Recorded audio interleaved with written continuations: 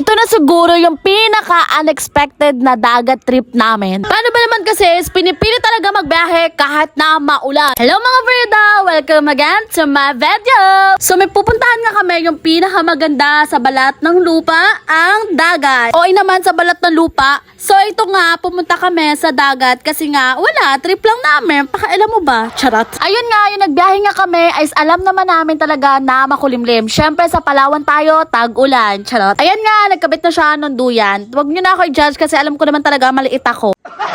Nagkain na nga kami, tapos ayun, usap-usap ng mga buhay, kung ano nangyari sa buhay. Tapos nabigla nga ako kasi itong lalaki na to is nag-video-video. Kinuha na pala yung cellphone ko. Charot lang, hinutusan ko yan siya magkuha ng ininit kasi nga may noodles kami. Yes. Tapos ako naman ito is, ang dami ko sinabi para may matutunan kayo. Soda.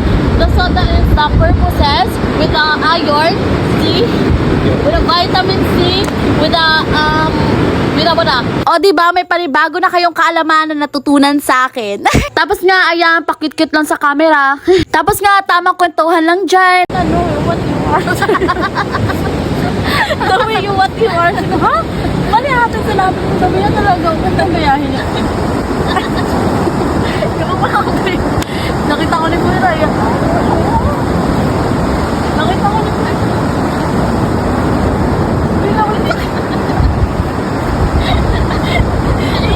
Grabe talaga, istoryahe talaga tong babae na to. Tapos ngayon, nag-uusap na kami dito is parang magsusuntukan na kami. Tara na nga. Ang bad trip. Bala sa bola. Picture na kita. Tapos nga, sobrang inis ko nga kasi nga nag-POV kami pero hindi niya makuha-kuha. Failed talaga. Maya-maya nga is nag-decide na kami na umalis at pupunta pa doon sa pinakadulo. Hala! Tignan namin na. Baka kasi mawala ka. Baka kasi mawala siya guys, kaya videoan na lang namin siya. Nagingay yung ate ko, tapos tignan mo naman yung ulap, halatang nagbabanta na mag-uulan. Pero syempre dadma kasi nga ang ganda ng view. Ewan ko nga mga Varyada kung saan kami papunta. Punta kami ng punta doon sa ano, pero hindi namin alam kung saan kami pupunta.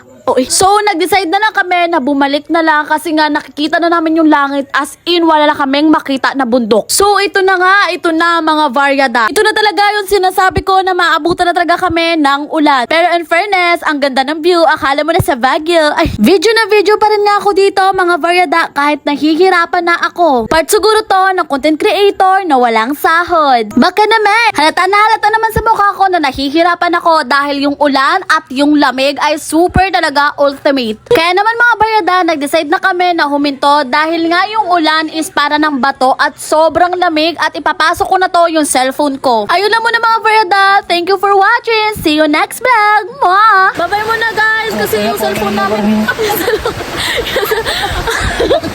Bye-bye muna guys kasi yung cellphone namin